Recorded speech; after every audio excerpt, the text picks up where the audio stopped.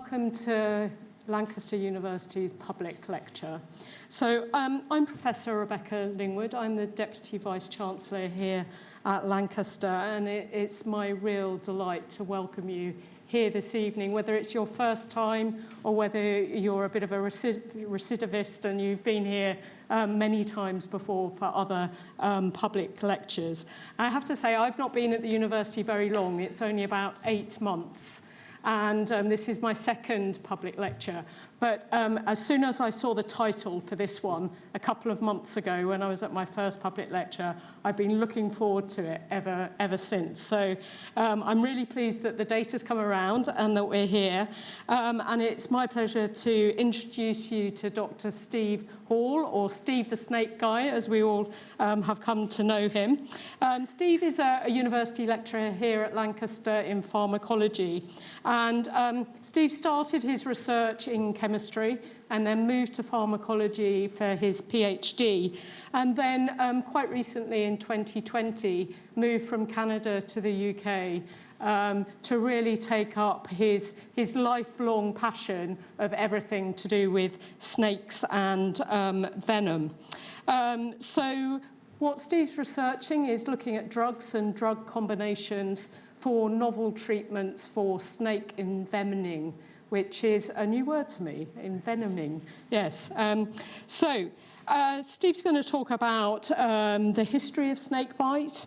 He's also going to talk about the limitations of some current treatments and also some cutting-edge research to improve treatments both in the UK and internationally.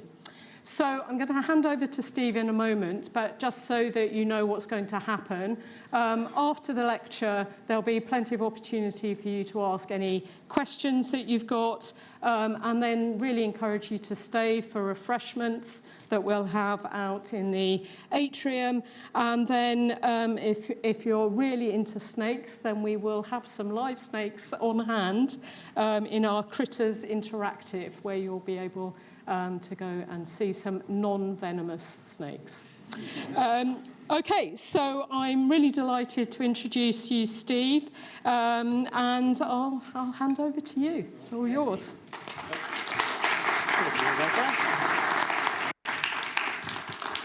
Well, hello, everyone. Thank you very much for coming tonight.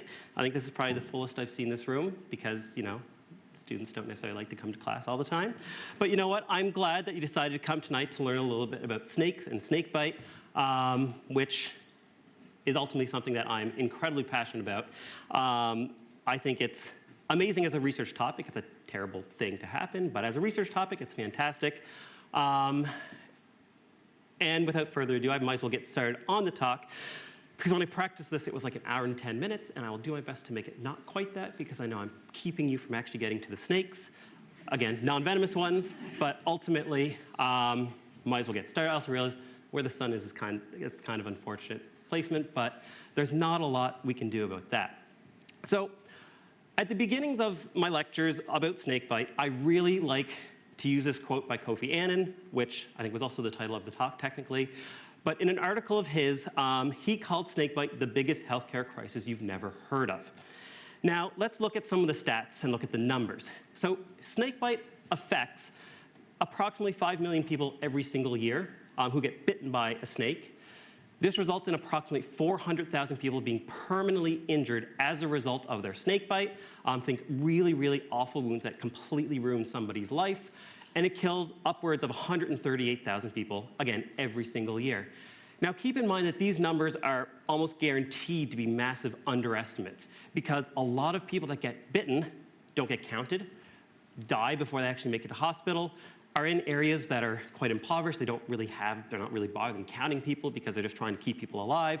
So it's really thought that these numbers are much lower than the reality. But the fact is, a lot of people are being affected by this neglected tropical disease every single year. Now, more on the human side of things, this right here is from an absolutely tremendous documentary that I recommend everybody here watch at some point. It's called Minutes to Die. It's not very heartwarming, but it is very, very good. Freely available on YouTube, it's about 1 hour long. It's really, really good. It's actually narrated by Mike Rowe, if anybody knows who that is. But this right here is a little girl who was highlighted in this documentary. She was bitten by a spitting cobra in the middle of the night. And as you can see, she did luckily survive. But as you can see, her hand, her arm are disabled. They're no longer usable. What you can't see in the picture is the fact she's blind. She's paralyzed from the waist down, and she's lost control of her bowels. On the right is her sister. They were bitten the same night by the same snake. You can just imagine the pain that her parents went through when this happened. So with that very kind of gut-wrenching story at the very beginning, I want to, again, just kind of introduce the talk, introduce what I'm going to be talking with you about today, introduce myself a little bit, and talk to you all about neglected tropical snakebite, current problems, as well as the future solutions that we're researching and trying to help with this horrible disease. As I said before, I'm Steve, and I'm a lecturer in pharmacology here at Lancaster. And what I'm going to do is just kind of a general overview of things. Pretty much, I'm going to give a little bit of a brief introduction to myself, not only to feed my inner narcissist, but also so that, I feel sometimes useful at a talk to actually get to know who the person is who's talking to you. And then I'll talk about kind of introduce snakebite, the problem, how it's defined as a neglected tropical disease and a global health emergency. Then we'll talk a bit about venom variability and the types of pathologies that these snake bites can induce. Talk about current snakebite treatments and the successes, but also the massive limitations associated with them. And then move on to the future snakebite treatments, which does involve a little bit of my own research, but I've done my best to not make this all about me and be like, look at my research. So it's like 2 or 3 slides of that, and then a bunch of other really good research that other labs are doing as well. Now, let's start things off. My name is Steve, and I am a pharmacologist. So what that means is that ultimately, I research drugs. I like to look at what drugs do, how they work, what types of diseases they can be used for, particularly snakebite, obviously. And another thing I'm really interested in is drug delivery methods, ways to actually get those treatments into a snakebite wound, for example, to properly treat the victim as quickly as humanly possible. Now, I come from Canada. You can probably tell I don't exactly have a British accent. That being said, I'm actually a British citizen now, so that's pretty exciting. I got my citizenship last week. Apparently, Keir Starmer wouldn't like that, but you know what? That's something I'm maybe slightly bitter about. But yeah, so I come from Canada, home of hockey. Beavers are actually our national animal. Poutine, it's not cheesy chips and gravy. It is a different thing. And it is an incredibly diverse country, which I think is absolutely fantastic. It's also really big. I showed this slide at one of the first talks I ever did where I did my postdoc in Liverpool. Just kind of show the context of Canada versus the UK in terms of population density, and that is a bit of a culture shock moment when I came here. But just to kind of highlight this, Canada, you're looking at about, 4.1 million or 4.1 people per square kilometer. In the UK, you're looking at more like 286, and if you've got England, it's like 400 and some. So it is definitely a little bit more dense here, and being able to escape to the lakes has been really, really nice about living in the Northwest. So I don't have to deal at least with London traffic or anything like that. That being said, but Lancaster traffic is a whole other thing. So I'm from this tiny little island called Cape Breton, which not famously, but it has no real snakes. It has garter snakes, which are not venomous at all. They're incredibly not dangerous, but it's a pretty little island. Did my undergrad at a tiny university called Mount Allison, which is all the way from there to there, which for context is a 6-hour drive away. And then did my PhD in pharmacology at Dalhousie University, again. And this is technically different provinces, but that's like a 2-hour drive away. But I didn't do snakebite work at all. I didn't work with venoms. I didn't work with snakebite. I didn't work with snakes whatsoever until 2020, after I got a fellowship that allowed me to move to the UK to work at the Liverpool School of Tropical Medicine, along with a professor named Nick Casewell. Which was in January of 2020, which famously is a fantastic time to move your life and your family to a different continent because nothing, bad happened. Now, some people have asked me before, why snakes? How has this all happened? Again, before this, I was doing work on breast cancer drugs. I was literally working at a beauty company because I needed a job. So why snakes? Ultimately, I just think they're cool. It's as simple as that. I just really like them. I thought maybe there's a way I can combine my pharmacology with something snaky. Venoms, they do lots of crazy things to the body, so maybe there's some way I could kind of work with those. And somehow I was able to actually make that work by moving to the Liverpool School of Tropical Medicine. So in a nutshell, what I did was I tested repurposed drugs. Now these are drugs that have already passed what are called phase 1 clinical trials. Pretty much, they've been shown to be safe in people, which is, you can imagine, a massive hurdle in the drug industry. You can find some drug that's amazing in cells, amazing in mice, and then you go test it in people, and it's super toxic or it's ineffective, and you're like, well, that was a waste of however many hundreds of millions of pounds. So by using repurposed drugs, we kind of increase the chances that it'll actually see the light of day at some point, because we know that they're at least safe in people. And I've been really focused on tissue necrosis. This is the tissue destruction that can occur from certain types of snakebite, where the venoms will literally kill your cells and eat away the flesh in and around the snakebite site, which you can imagine is not a pleasant experience for any victim to go through. But we did get some really promising results that I was really, really pleased about, and really was able to showcase the power of some of these drugs. But I will go through these in a little bit more detail in a bit. But this is pretty much what I did for 3.5 years in Liverpool before I then came to Lancaster to start my lectureship. So that is enough self-grandiosing talk about the things that I've done. Let's actually talk about the science, talk about snakes, talk about snakebite, talk about it as a neglected tropical disease. Now, as a quick poll, I tried to do this with a fancy program so people could use their phones, and I couldn't get it to work. So we'll just use hands. It's much easier that way. How many of you, before hearing about this lecture, would you consider yourself aware of snakebite? Yes, you know snakes exist, you know they can bite people, but how many of you kind of realize, oh, it's a pretty big deal? That is more than I was expecting, so we'll see if this point really stands. My counterpoint was going to be, how many of you have been aware of Ebola, the Ebola virus, as a severe, okay, there are at least more hands for this one, so that's at least something. Now, the reason I make this comparison is because obviously Ebola, it's a terrible disease. It's something you don't want to get it. It's really, really nasty. Depending on the stats you're looking at, it can be upwards, I think there's one stat that said upwards of 85% lethality. It's really, really awful. The first outbreak of this disease was in 1976 in what is now the South Sudan and the Democratic Republic of the Congo. Fun fact, if you didn't know, it was literally just, there's a village near the Ebola River, which, I mean, how much would it suck to now be living by the Ebola River and everyone's like, oh, Ebola, you're like, no, it's just the river. But anyway, that's where it got its name. And like I said, symptoms are horrible. If you really want, Google image search it. I'm not gonna put it up there because it's really, really nasty. But there's been a lot of media exposure. So I would say practically everyone in the UK, in Canada, in the States, places where Ebola, you don't really have to worry about it, they've heard of it. They've learned about it through the media. And as an example, when I was prepping this lecture just a few weeks ago, there was a few articles that came out on just the 30th of this past year talking about, and these are obviously, UK or US, big international journals, newspapers, and talking about this Ebola in typical Daily Mail fashion. That one might be slightly hyperbolized, but what else would you expect? But ultimately, they're all talking about the same instance that happened of one person who got Ebola. Now, comparing Ebola to snakebite, which I know is not the best comparison because one's a virus, one's snakebite. They are different things. But what I'm trying to show here, oh, also this is a garter snake, so just this picture is not, this person's not in danger. It was just a fun picture of a snake biting somebody. So, like I said at the start, snakebite kills upwards of 138,000 people per year, and that's confirmed. Realistically, it's likely quite a bit more than that. Ebola, since it has existed as a disease, has killed, about 15,000 people. This stat is as of 2020, so it is slightly out of date, but regardless, a lot more people are killed by snakebite every single year than have ever been killed by Ebola.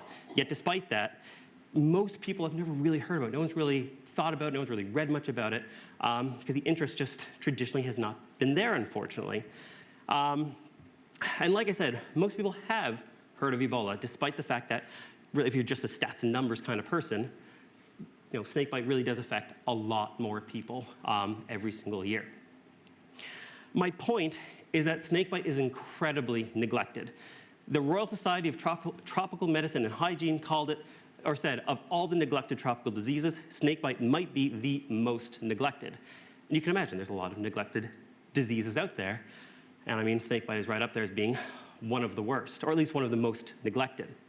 Now, what exactly am I talking about when I say snakebite envenoming? Now, this definition is from the World Health Organization. They say that snakebite envenoming is a potentially life-threatening disease caused by toxins in the bite of a venomous snake. Makes sense. It was formally listed by the World Health Organization as a highest priority neglected tropical disease back in 2017. Before that, it wasn't on the list at all. No one was really thinking about it. Since it's been listed, pretty much a little bit more attention's been placed on it, a little bit more money's been put aside for research for it. Wellcome, for example, they've put aside, I think it's like 80 million pounds in research, which I actually think most of it is used up. I emailed them a little bit about it, and they were like, yeah, we don't have that anymore. And I was like, damn it. But it still has been very, very helpful. Helped fund my postdoc, for example. But the World Health Organization developed a strategy to reduce mortality and disability by 50% by 2030 via 4 key objectives. Personally, I don't think we're going to reach that, but it's a start, and at least it gets the research funding started. This is done by, they want to empower engaged communities, ensure safe, effective treatment, which I've bolded because that's the part that I'm personally most involved in, looking at drugs for snakebite, to strengthen health systems and to increase partnerships, coordination, and resources, all to combat snakebite. Now, as you can probably imagine, snakebite is largely a disease of the impoverished. So India, for example, is probably the biggest hotspot for snakebite. I did. So about 50,000 people every single year are killed in India alone from snakes. Just a mixture of high population, high number of both people and snakes. And it's kind of inevitable that you're going to have a lot of people that get bitten. Africa, in particular sub-Saharan Africa, is kind of the next big one, where we're looking at 20 to 32,000 deaths. But realistically, this, again, is probably a large underestimate because a lot of stats and counting is not really done at a lot of the health facilities and various rural communities where snakebite is often happening in Africa. And the most common victims tend to be agricultural workers. You can imagine, farmers working out in the fields. They accidentally step on something. Snakes are attracted to like mice and rats and stuff that would be around the fields. So agricultural workers are getting bitten all the time. And kids. Kids actually are one of the top victims of snakebite because you can just, again, imagine young kids out playing in the fields in these rural areas, and a lot of them, they're not wearing shoes. I mean, it's 40 degrees. They're not wearing pants or anything. They accidentally step on something, and they're dead. It's a really, really nasty thing. Now, there are obviously a ton of different snakes out there. The ones that we have to worry about mostly are called medically important snakes. There's about 600 of them around the world.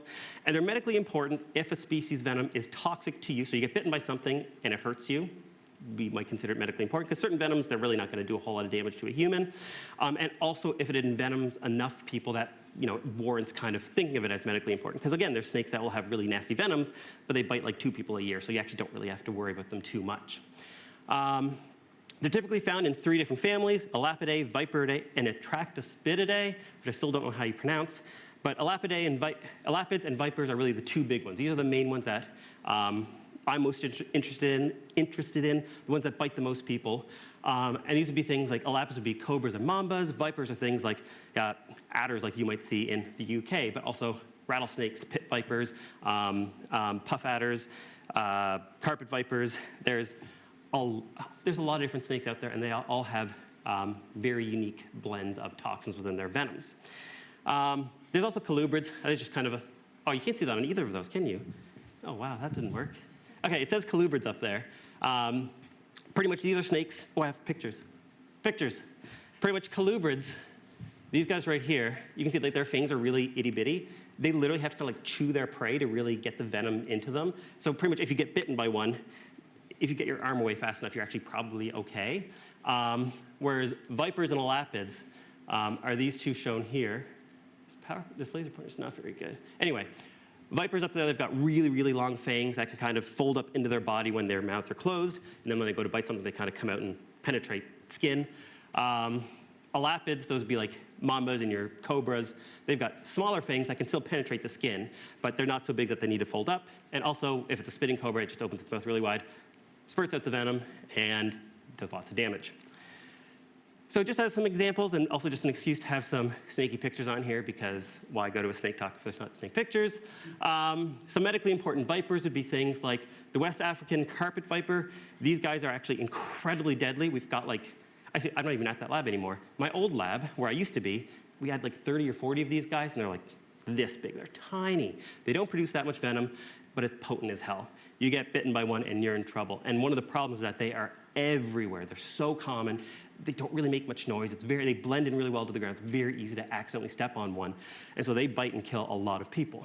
We've got rattlesnakes like the Crotalus atrox found in southern USA and northern Mexico. Russell's viper, Du Bois russellii. These are found in India. And obviously, a million other species as well. Now for elapids, this is more so where we've got our cobras and our mambas. My work is more focused on cobras. I don't really do much work with mambas, really any work with mambas. But that being said, green mambas are still my favorite, literally just because they're pretty. But I don't actually really work their venoms at all. And then just as a couple of other examples of some colubrids, and I say here sort of medically important, because they don't really bite that many people. If you do get bitten by one, it's not good. You probably are in trouble, but yeah, for sheer numbers, they don't tend to bite that many people. So boomsling's on the left. This guy's actually from the lab in Liverpool. This guy's just a picture I found online. So, this one's obviously better because I took that one. All right, so just to highlight, if anybody wants further readings, like a class, like here's your further reading students. If you do want to learn a little bit more about this, here's some really good resources I would recommend, with the biggest one, again, being that documentary right in the middle. I think it's from 2016, 2017, so it is slightly dated now. But still does a really good job of highlighting the issue as a whole. I mean, it's a documentary, so you've got obviously lots of visuals and audio, and it really does kind of show both how terrible it is, but also kind of the science and the cool stuff that's being done to try to treat it nowadays. So some takeaway messages from the first quarter, third, whatever, of the talk is ultimately just that snakebite is a very serious disease. It affects millions of people every year. And it's particularly prevalent or particularly dangerous for people who are in tropical, rural, and impoverished communities. So let's talk a little bit about the venoms themselves now, as well as the actual pathologies that these venoms can cause in their victims. So first of all, it's a little bit of a pet peeve. Venoms are not poisons. They are different things. Pretty much a poison has to be ingested. You eat a poisonous mushroom, it kills you. That's a poison. If something has to be injected into you, you get bitten by something and it injects stuff into you to then kill you, it's a venom. If you were to take a bite out of a snake, I mean, I wouldn't recommend it, but assuming it didn't bite you, you would be fine. Except, no, there's salmonella. That's a different issue, but that is something you have to worry about with snakes. So actually wash your hands when you're done playing with snakes after this. But poisons and venoms are ultimately different things. Now, the toxin makeup of venoms is incredibly diverse. As you can imagine, I'm sure most of you have heard that, yeah, different snakes will have different venoms. They do different things. And it's one of the things that makes them really hard to treat because they are so unique. They're so specific. And there's so much variability in the number of toxins that are present in each different type of venom. Now, this paper by Tsoulis et al., it's kind of like a little bit of a snake venom Bible in that they've really done a great job compiling a ton of different species, different genera of snakes and show the different toxins that are present in them. And one of the things they found is that despite the fact that you do have a gazillion different toxins in there that can make these venoms very difficult to treat, they can be broken down into various groups of whether they're a completely unique toxin to something that's incredibly common and found in a ton of different snake venoms. And they found that actually there are 4 primary families of toxin that are found in a ton of different snakes, which is great in terms of if we can target a couple of those, maybe we can actually create something that's useful against a wide range of different types of snakes. So just to kind of highlight the variability here, the Du Bois russellii, the Russell's viper in India, you've got a whole lot of what are called PLA2s, or phospholipases A2, a type of toxin family that is found in practically every venomous snake species. We've got Echis, so these are the saw-scaled vipers found in Africa, India, Middle East, and they've got a whole bunch of what are called snake venom metalloproteases, or SVMPs. We've also got Crotalus, the rattlesnakes, which have a bit of a mix of a few different types of toxin families. And we've got nausas, or the cobras, which have a ton of what are called three-finger toxins, which actually really aren't present in the other types of species. But in cobras, you've just got and in mambas as well, you've got a lot of these three-finger toxins. And to be fair, then you've got dozens and dozens and dozens of other slightly more minor players in there. But these are kind of the four big hitters that in the snakebite research world, most people are really focused on because you do see them in a lot of different species. Now, elapids, again, these are the mambas, these are the cobras. They're dominated by the phospholipase A2 and the three-finger toxins, and these make up over 80% of the entire venom makeup. So pretty much the idea being if we block one or two of these, that's actually blocking most of that venomous activity. Vipers are dominated by the snake venom metalloproteases, PLA2s, and something called snake venom serine proteases. I won't go into too much detail about these because realistically, it doesn't matter and it makes the talk a little bit more boring. But the point is that these are attractive drug targets. Because if we can block, like I said, one or two of these, then the idea is that we could potentially inhibit more the damage caused by more venomous species. Now, I'll just very, very quickly go over this because this is now feeling much more like a class than an actual public lecture. Pretty much, PLA2s, they're phospholipase A2s. They break down the phospholipid bilayer of cells, break it apart, it can cause damage to your tissues, your arteries and veins and whatnot. But yeah, they are very, very prevalent toxins. Three-finger toxins, they're literally called that because they got three little spindly bits that sort of look like toxins, so they're really creative with the name. But they tend to be very cytotoxic or very neurotoxic. They're found in elapids. With neurotoxic three-finger toxins, they cause paralysis. They will inhibit the ability of your neurons to fire. They will prevent your muscles from being able to work, which ultimately, as you probably know, you need muscles to breathe. And so what happens if somebody gets bitten by a neurotoxic snake and they don't get proper treatment, they will suffocate on land because they can no longer breathe.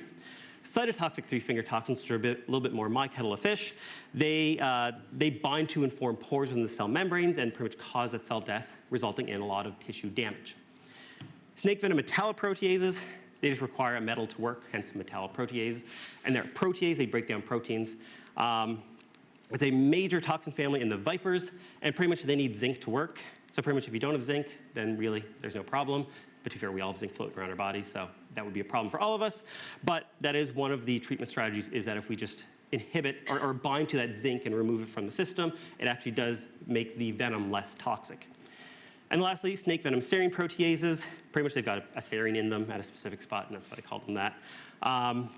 But the point for these is that despite the fact that these are one of the big four toxin families, it's actually not really a great druggable target because it tends to be less damaging than other toxins. So kind of like the priority is, aim for the toxins that are doing more damage first, but also the risk of severe side effects. This is something you always need to keep in mind when it comes to drug development, is what types of side effects are you going to induce with the drugs you're creating. No drug is free of side effects. Paracetamol has side effects. Fentanyl has side effects. Everything has side effects. It all depends on how bad that side effect is. And with SVSPs, even though these are toxins from snake venoms, our bodies just naturally have a lot of other serine proteases doing stuff in them. And the idea is that, well, if we inhibit the snake venom ones, and are we going to be inhibiting the ones that are actually really important for us to be healthy? And so there's not a lot of research that's really been gone into finding inhibitors of these snake venom serine proteases. Now, let's get to the pathologies, which is a little bit more, it's realistic, it's rough. I was told, probably put like a little disclaimer at the start of this, just so if you are squeamish, just so you're forewarned. But I will go through kind of just like the nasty things that these venoms can do. It's not actually that bad, like don't worry too much, just in case, I wanted to put it there. So first of all, let's talk about hematoxicity. So toxic to the heme, within the blood, pretty much let's call it the blood toxicity that can occur if you get bitten by a snake with hematoxic venom. Is one of the most common signs of snakebite, particularly in viper bites. And pretty much what happens is that it affects the blood platelets, it affects the ability of your body to clot. So what these toxins tend to do is they sort of simultaneously clot and make you bleed out. So what happens is that you've got all these platelets in your body, they kind of go crazy and start forming clots and whatnot throughout your body, but then that uses up all the clotting factors throughout your body. So everywhere else where you don't have clots forming, you've just got free-flowing blood, and you'll get blood coming out of your pores and ultimately killing you. It's a really, really nasty thing. It's obviously life-threatening if it's left untreated. So yeah, in summary for this one, you've got severe bleeding and clotting. Neurotoxicity, this is what I was saying before about how we've got the inhibition of neurons, nerves, the ability for them to fire, causing paralysis within victims, commonly caused by lapid venom, so again, that's like the mambas and cobras. And the symptoms can range anywhere from just some minor muscle paralysis, where realistically, hopefully would be fine in the long run, to severe paralysis like the cessation of being able to breathe.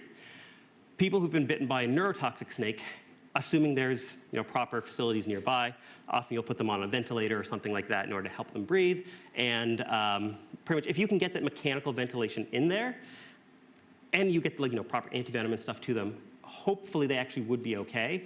But without that ventilation, it can be very, very difficult to treat the patient. Again, obviously life-threatening if it's left untreated. Summary, paralysis and cessation of breathing. The third one, which is also my interest, so my work is really focused on the cytotoxicity. This is common in viper bites, it's common in cobra bites. It's not common with mambas. You get bitten by a green mamba or a black mamba, your tissue will be fine. You'll probably be dead, but the tissue itself will likely be relatively unscathed. But pretty much you get tissue destruction. This really is a very, very minor image of what can happen.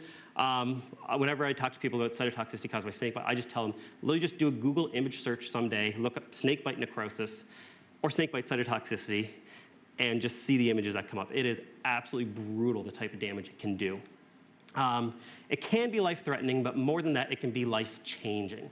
Because if you've got someone who survives snakebite, they survive the hemotoxicity, they survive the neurotoxicity, but they have to have their arm amputated or their leg amputated or their tissue is completely destroyed, it can very much damage their life, especially if they're a physical worker, a subsistence farmer or something, or they're a kid. I mean, this is something that can completely destroy somebody's life. In summary, these cytotoxic snake venoms cause tissue destruction as well as permanent injury. Takeaway messages from part 2 of the talk, so we're getting there. You'll get to snakes soon enough.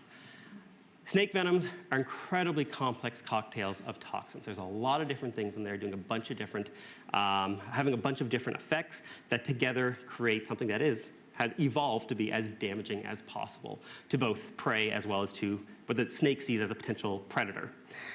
But the good thing about it is that certain toxin families do occur in multiple species, which does give the idea, or it does mean that we can potentially target multiple species venoms with similar treatments.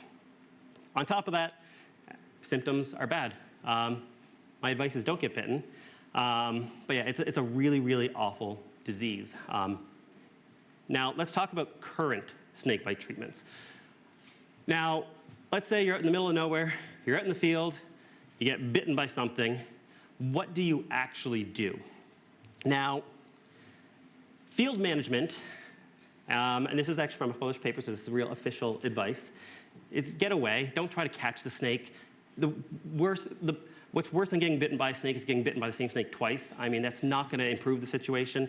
So, yeah, just move away from it. Make sure your buddy doesn't go to try to catch it or anything. If you can, which is going to be difficult in the heat of the moment when the snake's slithering away and you're just like, oh my God, I just got bitten. If you can, try to get an idea of what it looked like. If you can, take a photo. So that makes it a lot easier to identify what bit you so you can get the correct antivenom. First aid is honestly not a whole lot. Just get to hospital. Don't even worry about other things. Just go. Depending on where you are, that is easier said than done. But really the main thing to do is to get to hospital. If you can, call the hospital first so that they know you're coming, so they can kind of get antivenom ready and all that kind of stuff. Things you don't do, and it's amazing the number of people who've asked me, like, can you suck the venom out of a wound? No, you can't. That wouldn't even, if you inject water into somebody, you can't just suck out the water. That's not how physics works. So no, you can't do that.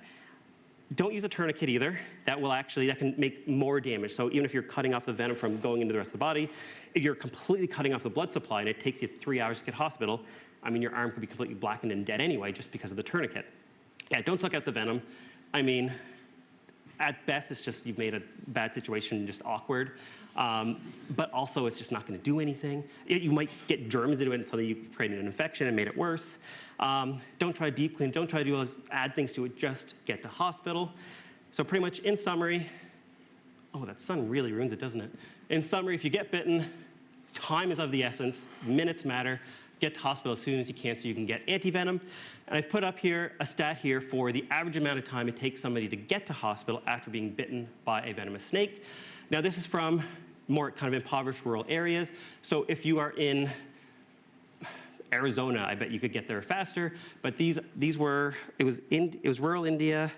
I believe it was Nigeria and like Tanzania. No, Kenya was one of them. But anyway, average of 5 to 9 hours. And that's average for someone to get to hospital after they've been bitten. You can imagine the amount of damage that's happened in that time before the person ever even gets treatment.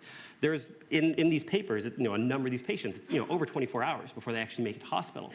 At that point, it's like, you're lucky you're alive, and really, how much is the antivenom even going to do anymore? Now, currently, today, if you're to get bitten by a venomous snake, the only specific treatment you've got is antivenom. There is literally nothing else. Now, these are biologic therapies that are composed of what are called polyclonal antibodies, and they're made against specific snakes. So in other words, if you get bitten by a snake, you correctly identify, the doctor correctly identifies, and you get the correct antivenom, hopefully it'll help. If you misidentify it, you get the wrong antivenom, not only will it do nothing, it will actually probably make things worse. So, and like I said, it is the only specific treatment currently for snakebite. And just as a very simple explanation of how they work, you got your antivenom, antibodies, you got your toxins, they come together, knocks it out, and doesn't do damaging things anymore. But there are a lot of issues with current antivenoms. Just to name a few, they are expensive as hell. You've probably heard of this. They are so freaking expensive. You're looking at, in some cases, well over $100 or well over £100 per vial. A lot of victims need to be treated with literally dozens of vials. And you can imagine a lot of people getting bitten don't exactly have the funds to afford that. Or countries' healthcare facilities don't have the funds to afford that. So these antivenoms are ultimately very, very expensive, and they're needed primarily by people that don't really have the funds to pay for them. They have to be kept cold. They have to be kept on the cold chain, which, again, if you're in a richer area, isn't necessarily that big of a deal. If you're trying to get antivenom into the middle of the jungle in Uganda or something, that's going to be more difficult. Where electricity might be spotty, on warm days, you're looking at, 40 plus degrees, and that can really reduce the efficacy of an antivenom. And on top of that, one of the biggest issues is the fact that antivenom needs to be given intravenously. It needs to be injected directly into your veins, which means you need to make it to hospital. You need to make it to a clinic, somewhere where a nurse, a doctor, somebody who has the antivenom on hand, first of all, if the antivenom's not there, which happens all the freaking time in a lot of these places. If the antivenom's not there, then obviously, you're out of luck. But if they do have the antivenom, they have to get it directly into your veins, which means you can't exactly take this with you in the middle of the field or something. So you do have to reach some sort of hospital, some sort of area first before you can actually get that treatment. Now, just because I think it's kind of interesting, antivenoms are typically made in horses, fun fact. Pretty much what you do is you collect venom, you collect the venom from snakes, you milk the snakes, which in Liverpool, they've got a couple of snake technicians there that do it. I don't do it because I don't know what I'm doing and I'd probably die. But ultimately, they take small subtoxic amounts of the venom so that you're not actually, causing any real damage to the horse. But it's enough that it gets their immune systems churning and creating antibodies for the various toxins within the venom or venoms. Oh my God, that sun really, you can't see anything, can you? Okay, well, there's a little clock, there's a little calendar.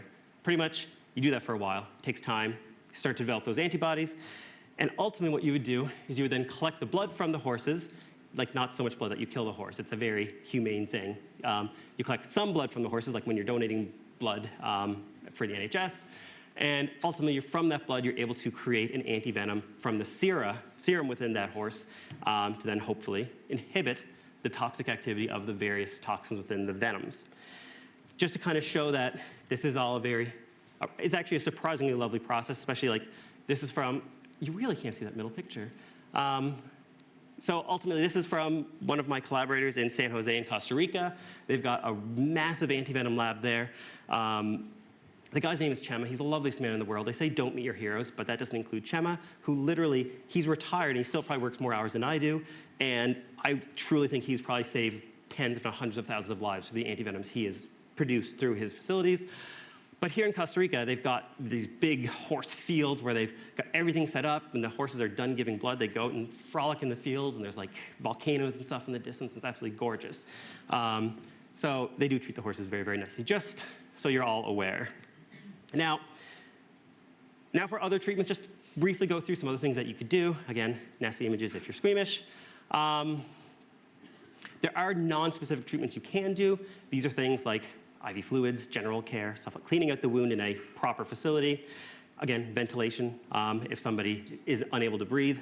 You've got fasciotomies, however you pronounce that. Pretty much if you've got a whole lot of pressure building up in the tissue, you can pretty much have to cut open the tissue, let the pressure out so that you don't get necrosis happening within the tissue. And then, of course, amputations can also occur in snakebite survivors. Now, unfortunately, there's also a lot of traditional treatments that a lot of people use in a lot of these communities that are most affected by snakes. Unfortunately, they are useless, or they make things worse. And it just doesn't work.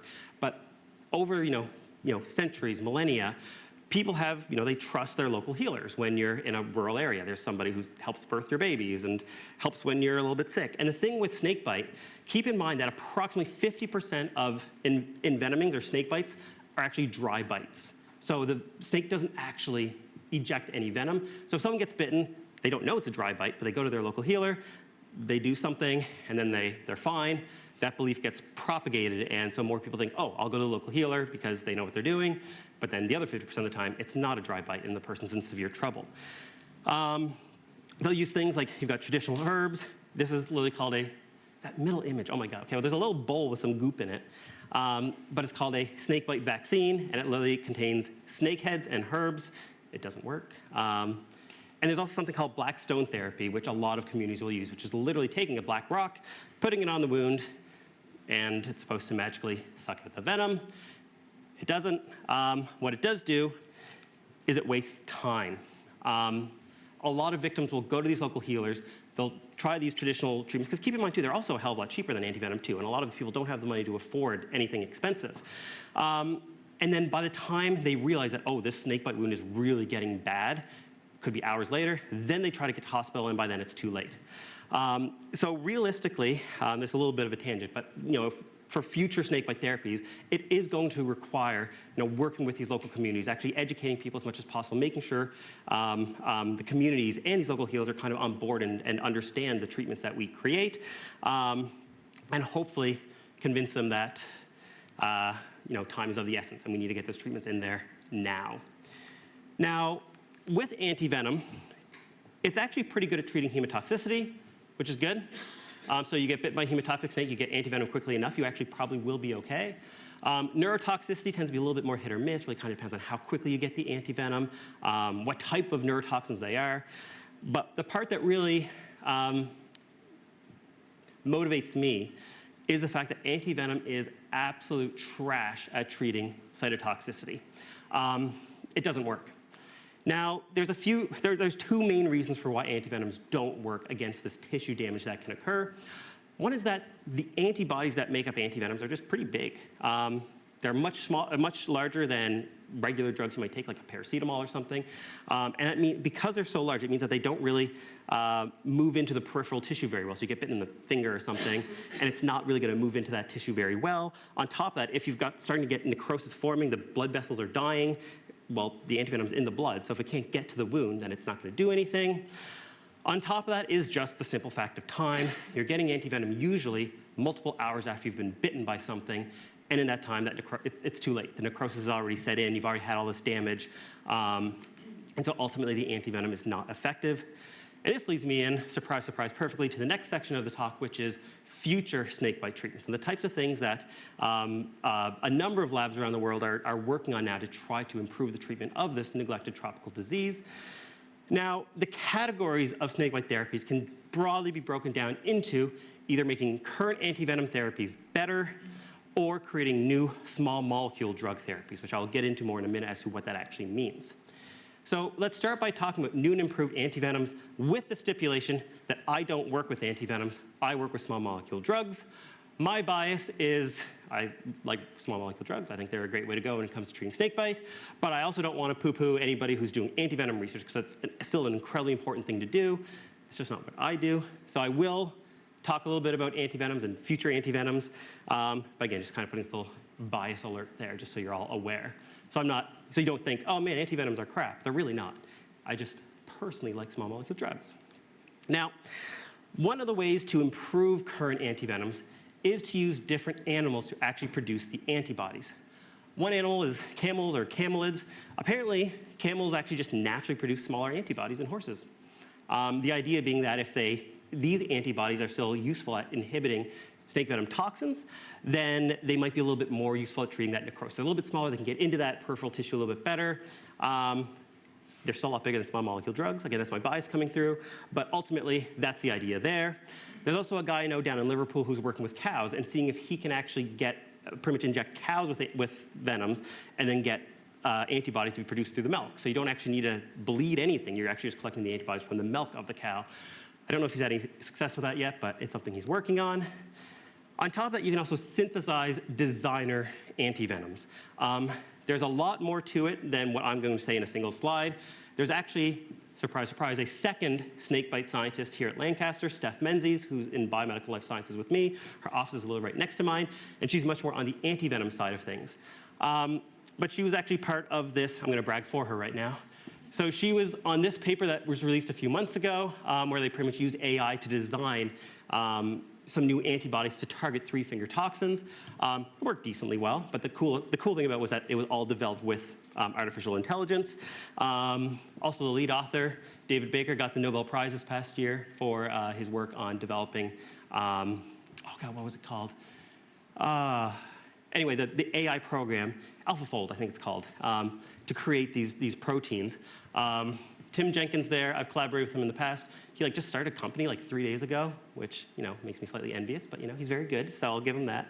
But they've done some really amazing work at creating these designer antibodies. So you're not actually producing them in horses, in cows, in anything. You're literally designing them, whether through AI or some other means. You then display and purify the antibodies. Steph, for example, uses yeast to produce these antibodies. See if they work, ultimately. No need to collect venom from snakes. No need to inject them into animals. The idea is that if we can do this, in the long run, it should be a whole lot cheaper to produce antivenoms that hopefully would have a lot of other good properties as well.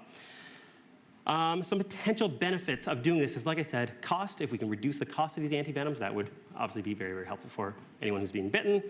If we can increase the pan-species effectiveness, so instead of having incredibly specific treatments, we actually have these treatments that could be used across a range of different types of snakes. So you get bitten by something, you don't know what it was. Honestly, it's not the end of the world, because then they've got sort of a little bit more of a general treatment that's still pretty good. Apparently, they're actually able to make much more stable antibodies using these methods, so that you don't have to worry quite as much about the cold chain. Potentially create smaller antibodies, like nanobodies, for example, that can penetrate the tissue better.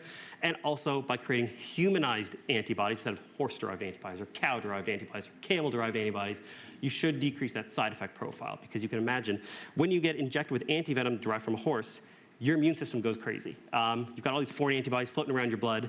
It's not a good thing. So you haven't even been bitten by a snake and you take antivenom, you're going to be in for a nasty shock. It is not going to be fun. So if we can create humanized antibodies, then ultimately that should have a less severe side effect profile. This does bring me now to my bias in all this, the small molecule drugs for snakebite. Pretty much small molecule drugs, again, paracetamol being an example of that. We all know what paracetamol is. We all know what aspirin is. These are small molecule drugs. They're just little chemicals that you can ingest, inject, whatever, and they do things to your body. It's any organic compound that has a low molecular weight that can ultimately alter something within your body. Just as a little bit of an example here, which you can't really see that well, pretty much aspirin here, this little guy, compared to a full IgG monoclonal antibody, which, this is pretty much as big as you're going to get with antibodies. You can get smaller antibodies that could be useful that are more like this middle range, but compared to a small molecule drug, antibodies are simply, they're a lot bigger. Now, ultimately, these differences in size result in some major differences in how these treatments would work chemically, pharmacologically, practically, and there's a lot of potential pros as well as cons associated with using small molecule drugs as new snakebite treatments. Now, I won't go through these in too much detail because we're at 7:20. I think, okay, might be able to get this done in an hour, so we might be okay. Also, it's like 1,000 degrees in here, so I do apologize for that. I had nothing to do with it, but it is very hot. The main pro I wanted to mention with small molecule drugs is the ease of administration. Antibodies, pretty much they need to be injected into your blood. You need to have like an IV infusion, for example, or something like that for it to really get into your system and start doing some sort of biological whatever. With small molecule drugs, pills, obviously, that most of them are given as pills. Again, paracetamol as the example. They can be injected. They can be in transdermal patches. They can be in creams. There's a lot of different ways you can get the drug to the patient or to the wound, which in my, again, very biased opinion, that's one of the most powerful things about using small molecule drugs to treat snakebite victims. Now, when it comes to the oral drug side of things, there's a group down in the States, this guy named Matt Lewin. Pretty much, he discovered this drug named veresplitib, repurposed drug. He was, just sifting through a whole bunch of drugs.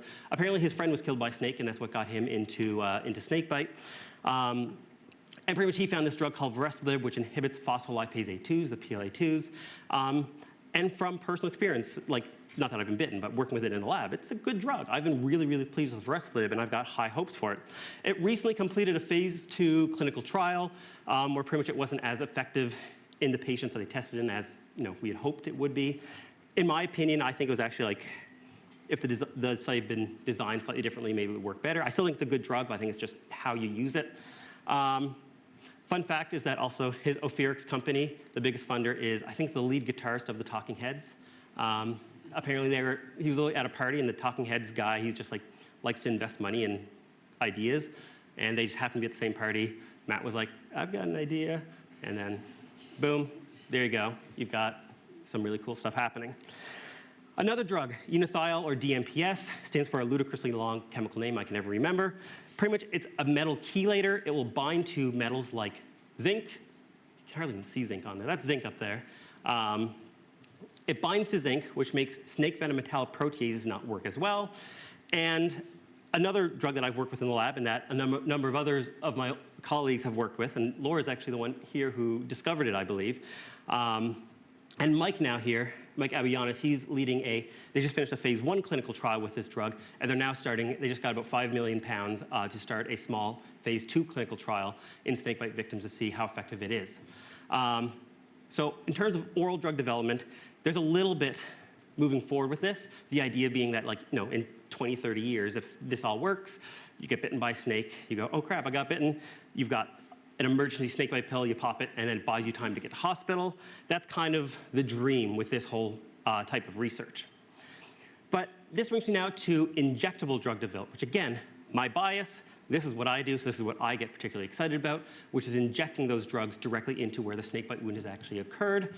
The reason for this is, like I said, antivenoms aren't good at treating tissue necrosis, and I'm really focused on the tissue necrosis side of things. And from my own research, I found that, for example, the drug veresplitib, which has worked in a lot of other types of experiments, when we gave that drug intravenously into mice injected with venoms, it did absolutely nothing against the skin necrosis that was occurring. Even when it was given immediately, and a little bit of pharmacology lesson here, ultimately, if a drug does not work intravenously, no way in hell it's going to work orally. Because when you take a drug orally, it takes time for it to reach its peak. Intravenous, you've got the drug in there at its maximum concentration. So if it doesn't work IV, no chance in hell it's going to work as an oral drug. So based on this, I was like, okay, well, this isn't going to work for at least for that skin necrosis end of things. So my original hypothesis was that if we could inject these toxin-inhibiting drugs directly into the wound, rather than as an oral drug, pretty much get it there as close to immediately as possible, directly to where the venom is, then maybe that would work better at treating that necrosis. Now, in a nutshell, the way this works is pretty much you would intradermally inject, so ID intradermally inject venoms and then drugs into mice, wait 72 hours, and there's obviously a lot more details to it than that. And ultimately, you measure the dermonecrotic or skin necrosis wounds that develop to see if the drug works or not. Just to quickly go through some of these results, because 725, we're good. Okay. So one of the main things I did that got me really excited was working with drug combinations. So if somebody has cancer, for example, and they have chemotherapy, there's going to be 4 or 5 different drugs in that concoction. You're trying to target the cancer from as many different directions as humanly possible. So my idea is trying to do pretty much the same thing, but with Snakebite, you've got all these venoms with different toxins doing different things. If we can target different bits of those venoms with different compounds, then potentially that would work better than any single drug. These guys are pretty much the in vivo team who helped me with all this work a few years ago. And ultimately, if you can actually, okay, you can see the images over here. Pretty much, you can see here with Bothrop's asper, Crotalus atrox, Echis ocellatus, 3 different types of species from different parts of the world, the singular world, causing necrosis within that tissue. Now, if we can actually see the images, you can sort of see them. Pretty much, I used 3 different drugs, DMPS, myrmestat, and vereslidib. Individually, sort of worked okay. When I combined them together, DMPS and vereslidib, or myrmestat and vereslidib, which are targeting different toxin families, practically completely nullified the necrosis that occurred. That was great. We were really excited. We were able to get a good publication out of it, which was nice. We then did some work with vereslidib, specifically against spitting cobras. All those snakes I just showed you before, they were vipers. Now we wanted to see, would vereslidib work against spitting cobras, which have a different toxin makeup. Again, just in a nutshell, just to quickly go over these results. There's a lot more in the paper if anyone's interested. But ultimately, what we found was that vereslidib, even on its own, was strangely good at inhibiting the necrosis caused by those spitting cobra venoms. And even more importantly was the fact that when we did a kind of a delayed, a challenge and treat model, where you inject the mouse with the venom and then treat with the treatment like 0 minutes, 15 minutes, an hour, whatever later, to see if it actually works in a more realistic model. We found, especially if it was given immediately, which again, just showing time is of the essence, it did a crazy good job at inhibiting that spitting cobra venom. And spitting cobra venoms, I can tell you from experience, is fast. You really see that necrosis developing within minutes. Whereas viper venoms, I find, tend to take a little bit longer. So the fact that we were seeing this was very, very promising. Finally, I'll mention the fact that we also discovered that tinzaparin, which is a type of heparinoid, so like heparin, and it inhibits those cytotoxic 3-finger toxins. To the best of my knowledge, I think it's the only drug or drug family that has been discovered to actually inhibit these specific types of toxins. And we found that they worked quite well, especially the tinzaparin, at inhibiting, again, a range of spitting cobra venoms. So that all said, there are still problems that remain to be solved. First of all, what is the best drug mixture to use for creating some sort of pan-species effective treatment that can be used all across the world? And then how would we actually get that drug treatment into the victim as quickly as possible after they get bitten? My goals are to determine new multi-drug therapies that have this global efficacy, something that could be used that if you're bitten in Tanzania or you're bitten in New Mexico, that could be still useful at inhibiting that damage that's happening. And to develop point-of-care drug delivery devices that could actually get that drug to where it's needed or they're needed as quickly as possible. The way I tell people to think about this, which I guess you can see on this side, is sort of like, not that it would actually be an EpiPen design, but the idea being that someone has anaphylactic shock, you need an EpiPen immediately. Similarly, if we create something that could get the drugs into the snakebite wound pretty much immediately, like in a first aid kit, then potentially we could save a lot of lives and a lot of limbs. Now, just to briefly go over my current research plans, first of all, it's get money. That's the hard bit. Writing grants, trying to convince people that your ideas are worth funding. So we'll see. Use that money to hire staff, do cool science, and develop this stuff further. But ultimately, what I really want to do, and I've kept this incredibly vague because from talks I've had previously with patent lawyers and things, is you really need to try to be careful with this stuff. So I've been incredibly vague with what my exact plans are. But ultimately, I've got 4 targets in particular I want to treat with 4 different drugs, pretty much see if that works as a sort of pan-species effective treatment. So if we can knock all those out, am I able to create something that could be useful against practically any type of cytotoxic venom out there, or cytotoxic snake venom, I should say.